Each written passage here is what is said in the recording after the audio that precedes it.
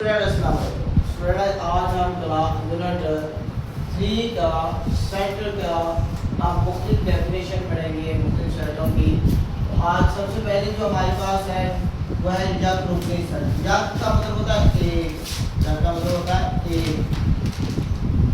तो यक रुकनी सेट यानी कि किसी सेट में अगर एक रुकन है तो हम कहेंगे कि यक रुकनी सेट है। वो कोई भी हो सकता है। आप यहाँ पर लिखेंगे इसको सेट की शक्ल में, आप यहाँ पे अगर जीरो लिख दें तो तब भी यह ग्रुप नहीं सेट है।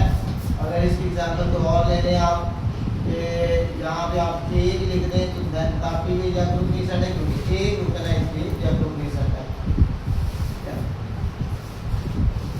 कुछ और लिखें खाली सेट। उसके बाद आगे बेटा खाली सेट। खाली सेट के नाम से पता चल रहा है कि इसके अंदर कोई रुकन नहीं होगा। इसको दो तब ब्रैकेट में रखते हैं यहाँ पे, जिसको आप इस तरह भी लिख सकते हैं।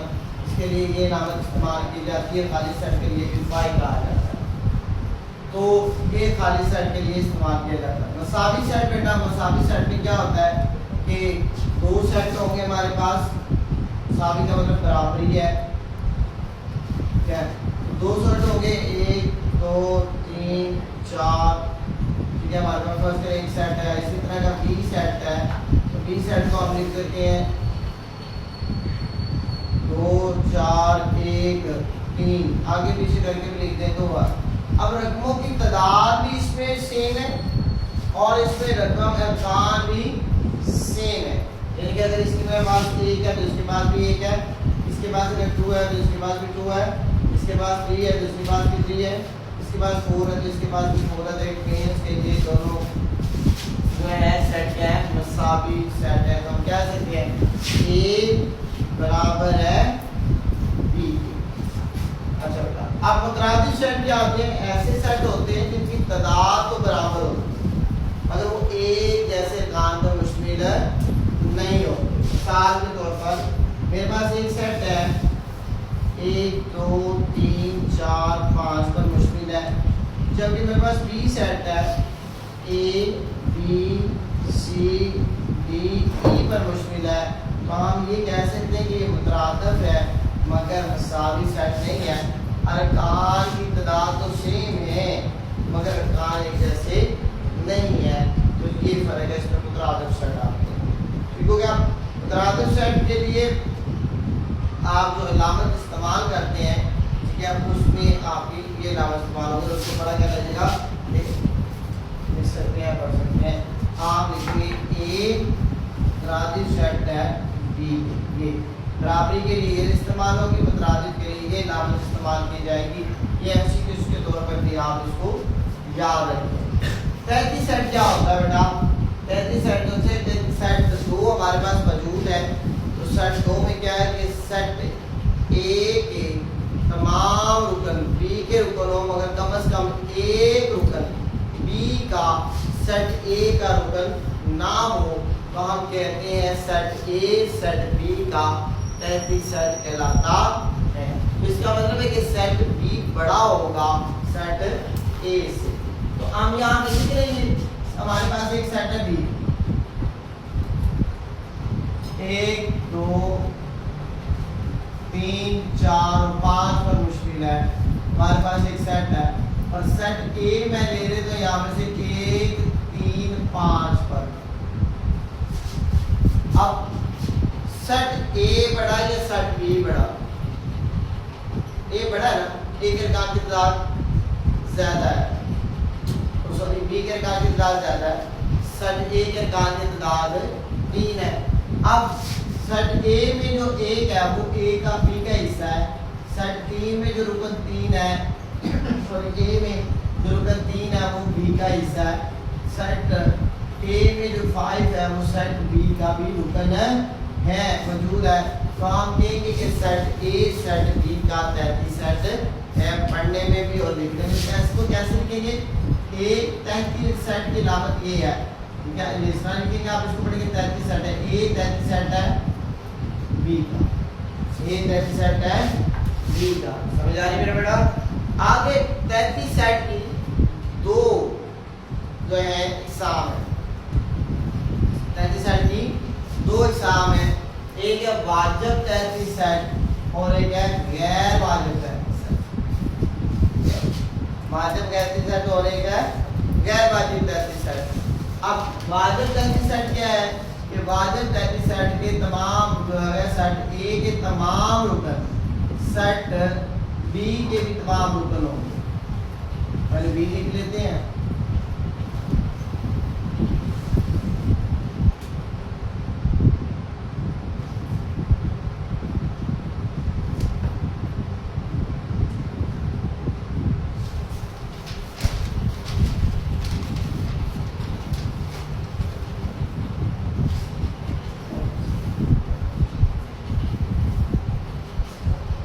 आपको बता रहे हैं कि अगर सेट ए का हर रुकन सेट बी का भी रुकन हो तो सेट ए को सेट बी का 33 सेट कहते हैं।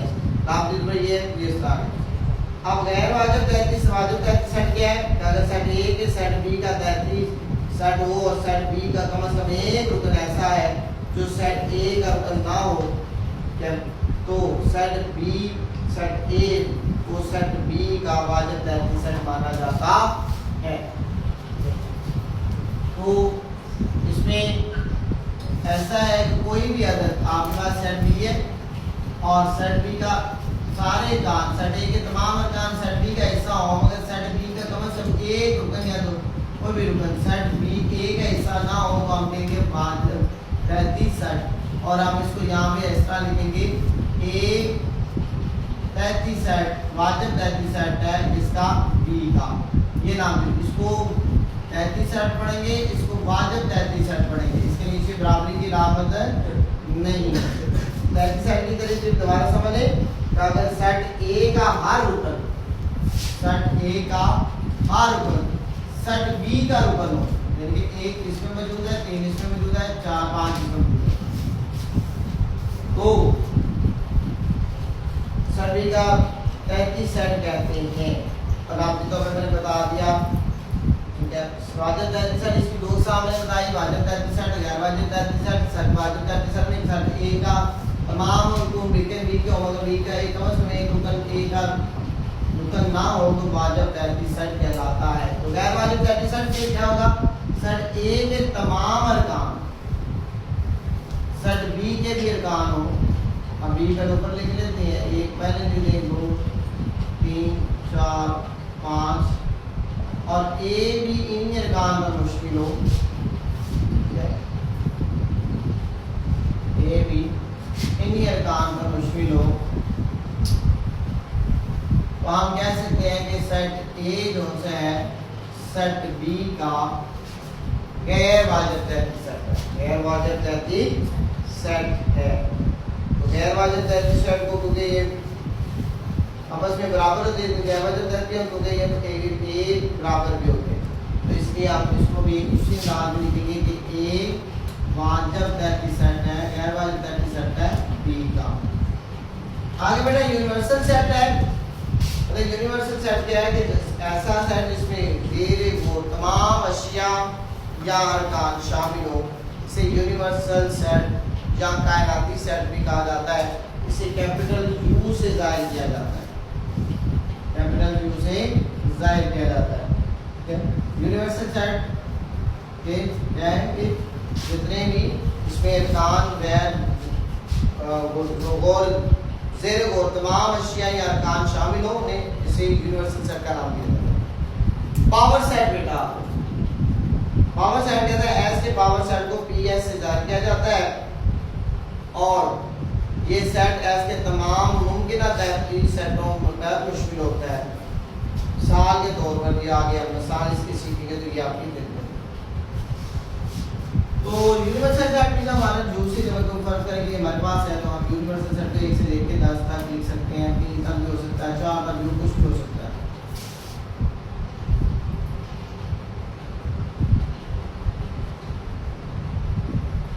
और तनाई भी हो सकता है, गैर मुतनाई भी हो सकता है, क्या 8 9 तक इस तरह कोई भी तादाद हो सकती है, कुछ भी आपके इसके अरकान हो सकते हैं। पावर सेट में क्या है? तमाम वाजिब 33 सेट पर मुश्किल मुमकिन 33 सेटों पर मुश्किल जो है सेट उसे क्या कहते हैं? आपका पावर सेट कहते हैं, वो पावर सेट कहते हैं जिसमें वाजिब और गैर वाजिब दोनों सेट मुश्मिल इसमें होते हैं। इसको लिखने का ये बनते हैं। अब यहाँ पर मैं आपको बता देता हूँ थोड़ा सा कि अब यहाँ पर मैं आपको थोड़ा सा इसमें सारे मुश्किल हो गई, आपका क्लियर हो गया। पावर सेट क्या है? तमाम मुमकिना 33 पर मुश्किल होता है, तमाम मुमकिना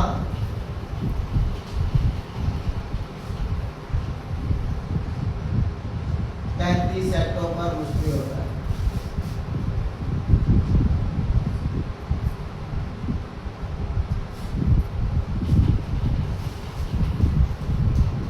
अब यहाँ पर मैं कुछ एग्जांपल दे रहा हूँ आपको 33 सेट की। 33 सेट बनाते कैसे हैं आएंगे भी समझते जाए आप।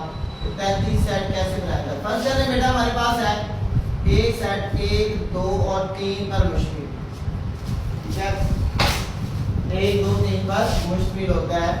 अब इसको जो है बनाने के लिए सबसे पहला जो सेट होता है ना वो खाली सेट लिया जाता है।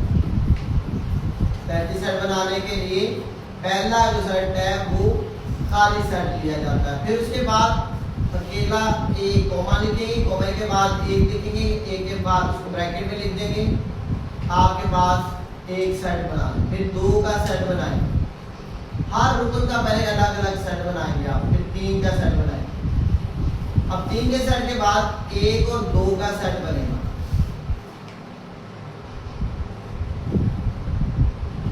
फिर 1, 2 के बाद 1, 3 का सेट बनेगा, फिर 1, 3 के बाद 2, 3 का सेट बनेगा, फिर 1, 2, 3 का सेट बनेगा।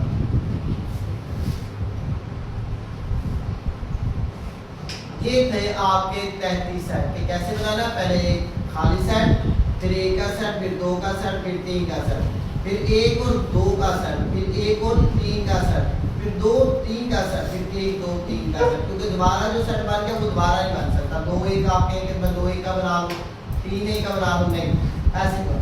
अच्छा, अब ये सेट कितने बनते हैं? आपको अगर पूछ दिया जाए कि एक सेट में अरकान की तादाद 3 है तो उसमें 33 सेटों के अरकान की तादाद कितनी होगी? उसमें 33 सेटों के अरकान की तादाद कितनी होगी? तो इसका फार्मूला है 2 एक्सपोनेंट n, 2 एक्सपोनेंट n।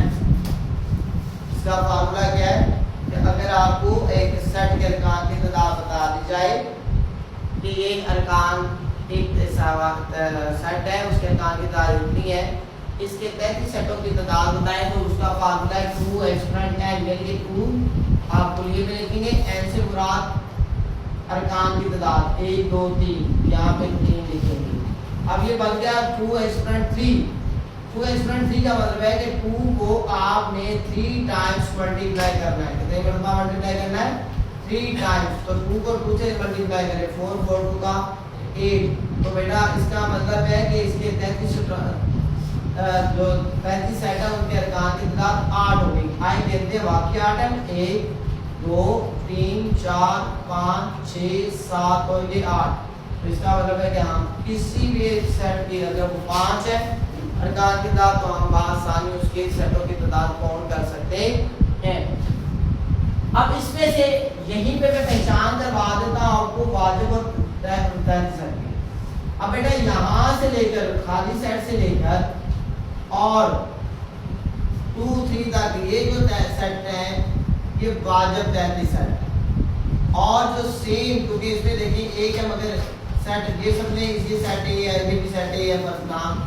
अब ये सेट ए मैं पढ़ दूं तो उसका एक रुकन है, मगर सेट ए में एक रुकन है, मगर सेट ए बी का रुकन है, मगर सेट बी का जो है सेट बी की जो है वो सेट ए के रुकन में कम से कम तादाद है, मौजूद नहीं है। 2 3 इसमें मौजूद नहीं है।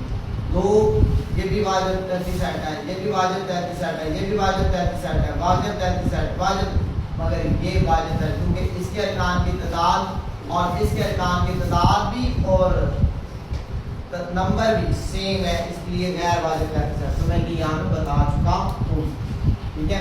तो ये दोनों आपस में बराबर होते हैं। अगर ये दोनों बराबर हैं तो इसका मतलब ये गैर वाजिब 33 सेट है, मगर सेट के अंदर ये यहाँ पे हो गया, और यहाँ तक वाजब 33 सेट, ये गैर वाजब 33 सेट। मैं यहाँ पे लिख देता हूँ, ये वाजब 33 सेट कहलाते हैं इसके, ठीक है। और ये इस टाइम अरकान बन गए इसके, क्योंकि ये सारे मिलके इसके 33 सेट बन गए। और ये जो है ये गैर वाजब 33 सेट लाएगा, गैर वाजब 33 सेट।